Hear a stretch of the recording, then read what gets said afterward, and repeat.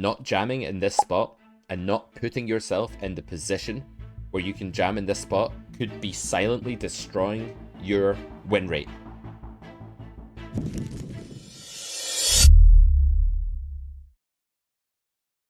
Point number one, the first way to stop losing at poker, if you're stuck, if you're break even, if you're losing, if you want to turn that graph upside down, this might just help you. You should try getting max value for your big hands. What that means is putting lots of money into the pot when you have a lot of equity, not worrying so much about what your opponent is going to call with or whether they call this time or anything like that, but prioritizing the max earnings the times you do get called. We talk about this in grade 1 of the Carrot Poker School, our mega course on cash game poker. Click the top link in the description, and you know what? I'm going to give you a code. Use code stop losing, one word, for 20% off grade 1 of the Carrot Poker School. If you like it, we'll see that you've bought with that code. You can get in touch with us and we'll even give you an upgrade code to get a discount off of the full Carrot Poker School, all 4 grades. If you like, check out Carrot Corner, top link in the description after the video. But this is basically how we get into this spot. We have pocket eights, we flat the big blind, we check raise on queen 8 for two-tone. The turn is the deuce of spades and we overbet the turn. We overbet the turn here because our hand is worth a ton of money. And we want to put ourselves in a position where that pot is very big on the river so that we can basically jam and get our whole stack in. This is what we should be doing for value, but this is something that so few people do who are stuck at low stakes because they are addicted to the feeling of earning something. Poker's not about earning something. In grade 1 lecture 2 of CPS, we talk about how magnitude trumps frequency. The magnitude of what you win when you get called is worth more than driving up the call frequency. There's a mathematical proof of that in that course, in that lecture, but take my word for it for now.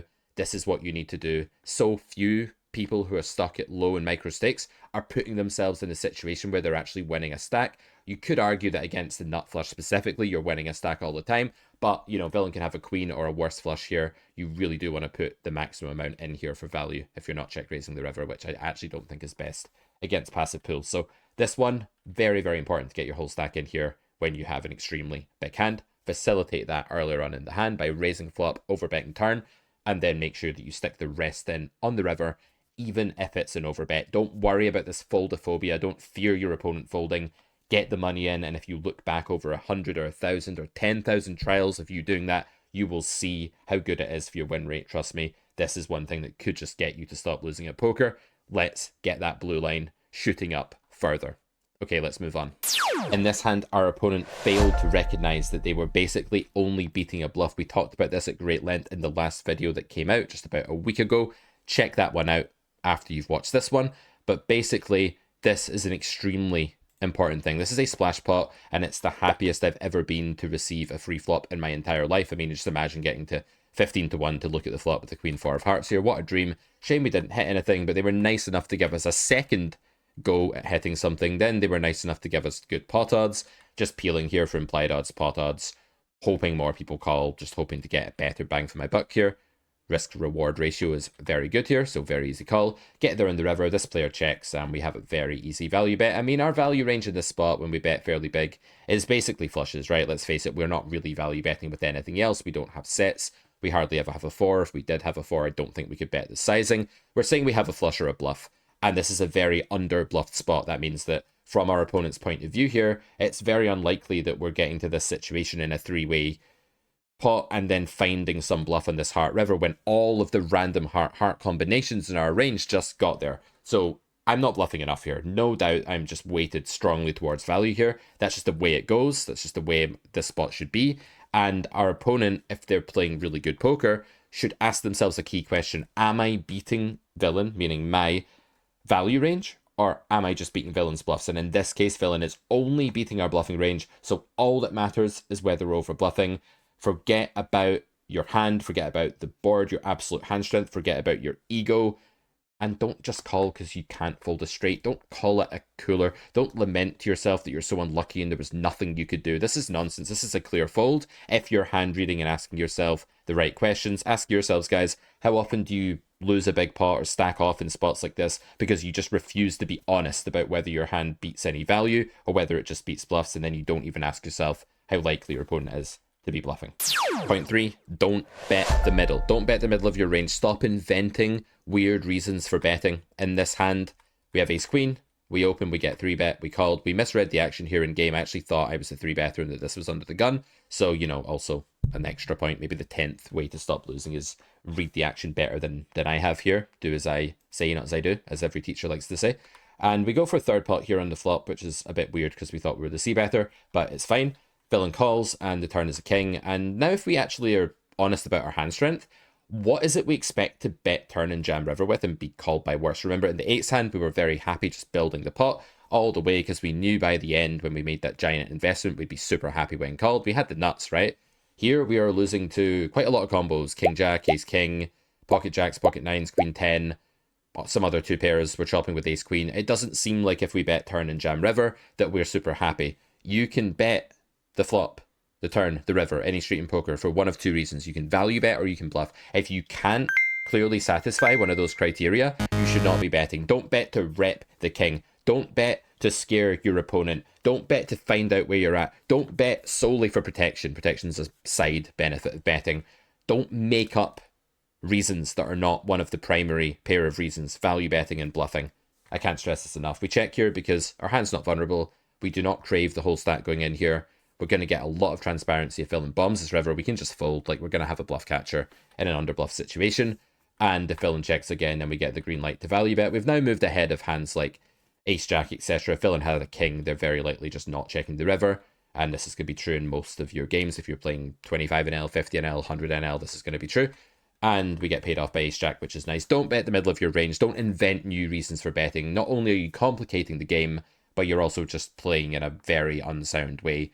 If you don't have a theoretical backbone, watch Grade 1, Lecture 3 of the Carrot Poker School on bluffing, and one of the things it'll tell you to do is not bluff with showdown value. If you watch Lecture 2 on value betting, it'll tell you not to value bet too thinly when your hand does not crave that big of a pot. If you adhere to those two things, you're not going to go wrong in this respect. Point number 4, bluff when they bet and then check the next street. So we have Queen 10 here, we min open, we go 3-way, and it goes check, check, check. You could see bet here. I think just checking 3-way with this hand is perfectly fine. The turn is the 4 of diamonds. Villain bets for about half pot. This will be mergy. It'll be kind of weakish. You could raise here. You could call here.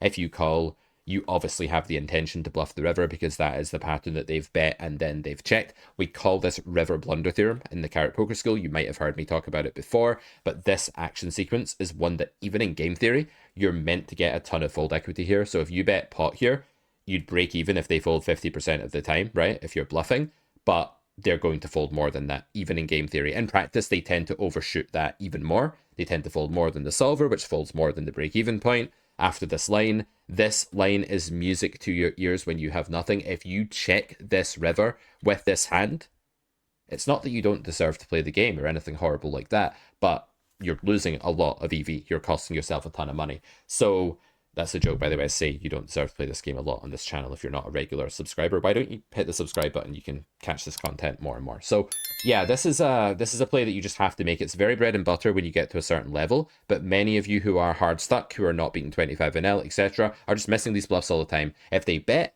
and then they check, you get the green light. You have a lot of fold equity against population, in theory, against almost every human being. Bluff those spots. You must bluff those spots when you don't have much showdown value or you have no showdown value. You've got to bluff. Okay, let's move on to the 5th point. I want you to take this one with a big pinch of salt, but it is usually true. Do not fold the river against half pot. Half pot is generally a very over bluff size. That means that when your opponent goes half pot like they do in a spot like this, they will usually have too many bluffs and not enough value bets for the pot odds that they're giving you. Here we make a pretty cheeky defend because we're in position. We have 2 cards. You know, one is above 5. And yeah, we have a diamond in our hand. That's kind of all we need to have to defend this spot when we think we have a skill edge and we're very arrogant and all of that stuff. So we just peel here. And the flop is king 9-6 rainbow and it goes check check. The turn is the deuce of diamonds and they bet small. And we call because we're getting 6,020 to 1 and we have a pair. And if we're behind, we can draw to trips or 2 pair, but we're usually ahead and we're getting 1,000,000 to 1. On the 7 of spades river, not that much has changed. The opponent still has this very, very wide range that opens small pre, didn't bet the flop, only bet small on the turn. They have arrived here with a ton of bluff combos or potential bluff combos when they bet half pot. They're saying, hey, by the way, I have a value hand 3 times more often than I have a bluff. They're saying it's 3-1. You only win 25% of the time. That's what GTO is saying when it bets here. And I will usually be losing 3/4 of the time. I'll be losing with this hand against a solver. Against a human, I probably win like 66% of the time or something. It's so ridiculous. But if you fold here because you look at a pair of sixes and you're like, I don't like it, then you are playing some of the worst poker ever. No offense, but this is very, very bad. It's eating away at your win rate dramatically. If you're looking to have a 9 or better to call here, you're approaching bluff catching in exactly the wrong way. You should be thinking about whether it's likely the opponent's over bluffing or under bluffing your pot odds and go from there. Yeah, they're probably bluffing all sorts of stuff like this, right? The 6th point today is block bet for thin value. Just because your hand got worse does not mean that you have to just automatically press the check button like some kind of scared robot, just like, oh no, bad thing, check. People do this all the time and it will eat their win rate alive. So this Queen 8 offsuit here, again, we're just defending because villains are recreational and, we're getting 1,000,000 to 1. We're not happy, but it's probably better to call than to fold here. I would guess we check the flop, they check back. We kind of have the green light here. People are not very good at checking back drawy low boards when they have a short stack and are recreational, even though technically they should check kings at some frequency here. It's just not going to be happening much. So we just bet, and we bet a sizing that like ace high can call because we're just trying to exploit their range and not worrying about like some kind of solver adherence strategy or anything like that. They call and the river is a king. This is a bad card. If you look at this card and react emotionally, you will press the check button because that is the button that is most closely correlated with, oh no, a king came. But if you let that thought subside for a while and you just sort of chill with it for 3 or 4 seconds, that's all it takes, you can start thinking again and you can begin to realize that your equity here is probably still 65% or something like that. The opponent has usually missed the king. They have ace high that, yes, can call. Don't just assume people are going to fold ace high to a small bet like this. They can have a 6, a 7, pocket 5s, pocket 4s, a worse 8. There's lots of stuff you can get value from here. You're only really losing to King X that had a reason to call the turn, and a lot of King X won't call the turn, so you are pretty much out of the woods here. You can't bet big anymore because of this card, but you still want to value bet. So many people get deterred from value betting here and make no more money against a 7, and it's just kind of a shame. There are 2 reasons to bet, as we talked about before, value betting and bluffing. Block is not a reason for betting, it's a description of the bet size. So you block the river for value when you're a favorite when called for that sizing, and you block the river as a bluff when you get a decent amount of fold equity from better hands in your opponent's range for that sizing. You don't need that much, obviously, because you're betting small. So yeah, this hand is kind of boring, nothing happens, we don't get called, but this is just a very healthy habit to build into your game. If you're not doing this, you're leaving money on the table. It could well be a contributing factor to why you are not winning at poker. Here's another biggie, point 7. When your opponent's range is strong, you should fast play your big hand as we do here. We open king 7 in the hijack, we get 3-bet to a pitiful sizing, and we decide to peel. We shouldn't be able to call this to a 3-bet, but when villain goes this small, we can suddenly mine all the blue cards, and all the blue cards come, which is great. The blue cards are the best color to mine. They come the most often, especially if you're also wearing a blue shirt, so that's what you should do.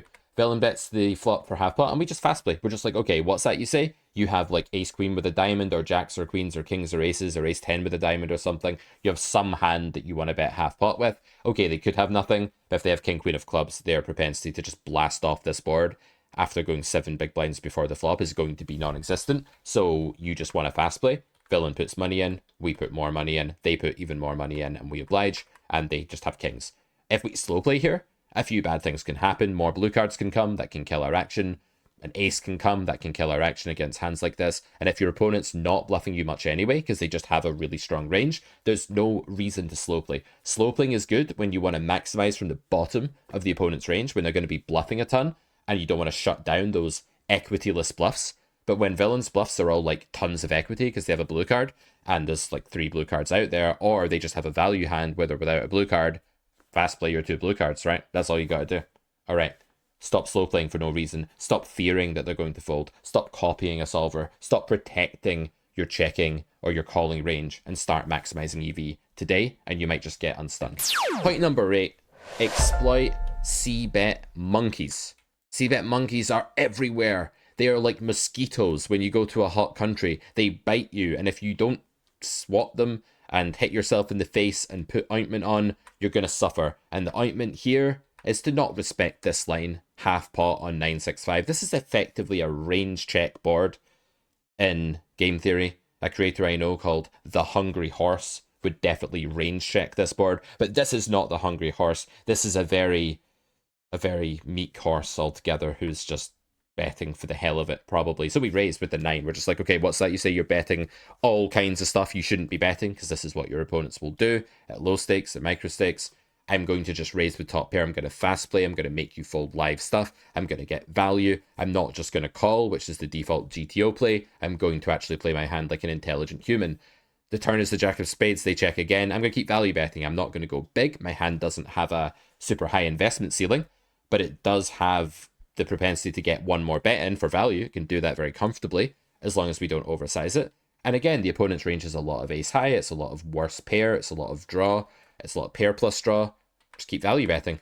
Villain snap called the flop in the turn. Don't bet the middle. Now you have the middle. You're not value betting. You're not bluffing. We've covered don't bet the middle already. Check back. Win against 10 high. Easy game. When your opponent's recreational, you can do all sorts of stuff. When your opponent's bad at poker and in a transparent face-up way, you can do so much stuff that you can't do in a solver. So don't copy the solver. Think. Use your brain. Don't respect c-bet monkeys. Punish them. Rule number 9. The final rule of the video. This has been a blast to make. If you've liked this format, if you think it's helped you, now is a great time to hit the pause button or not and just write a quick thank you in the comments or say what you think of it, or hit the thumbs up button or the like button, I believe that's called, if you're not a boomer. And yeah, do subscribe to the channel if you haven't already. It really helps us out, helps us reach as many people as possible. Hopefully not your opponents though. We open ace jack here. This brings us to rule number 9, which is apply pressure to capped ranges. Capped is not an absolute term. You don't have to mean that the opponent can never have a really good hand. You just mean that the vast majority of their range is not good hands. I use capped in what's known as a gradable way, where we can talk about it being true to an extent. We're not saying that it's binary, it's absolute or anything like that. So here we see bet flops small, villain calls. This turn bet is okay. It's not the best in the world, but this is a hand that has something going for it. This is not going to be like a big deal. If you see a solver not do this, it's not going to be horrible to do this. And you know, all you need is really like the jack of diamonds and the solver's back this hand at a really high frequency probably. So it's not a huge deal. If you think people are overfolding with capped ranges, which they are, then you can consider doing something like this. 3 and a bit X pot has to work a little bit over 75% of the time. These odds here, by the way, are the opponent's odds for calling, not our odds for bluffing. And I think this play works more than that. I think it works probably 80%, 80 something percent of the time. And that means that even though it really stings like hell when you get called here by a belligerent king or you run into like king 6, it's just going to get through a lot because the opponent just has a real shortage of nutted hands here. Like your range contains stuff like 2 pair sets, things that can do this, some straights that you've just made, like the 10-7 suited maybe. Okay, maybe not in these positions, but you know, in some positions. And the opponent's range is more capped. So this is just a good thing to add to your repertoire. It's less essential than the other stuff we talked about today. It's more something for the future. But yeah, I thought we'd end on this note. We'd look forward into the rest of 2025. We'd try to get you beating the games, moving up in stakes, not losing anymore. To help with that, don't forget to use code STOPLOSING if you pick up grade 1 of the Carrot Poker School. Do you know what? That code can also apply to the full Carrot Poker School. In case you just want to get that right off the bat, we'll make it active for that too. Top link in the description for grade 1, second link in the description for the full Carrot Poker School. Check it out, and we'll be back with more videos like this soon. Have fun. Not losing any more at poker, hopefully. And do watch this again if you've forgotten any of the tips. Try and apply all of them in your next session. All right, catch you later.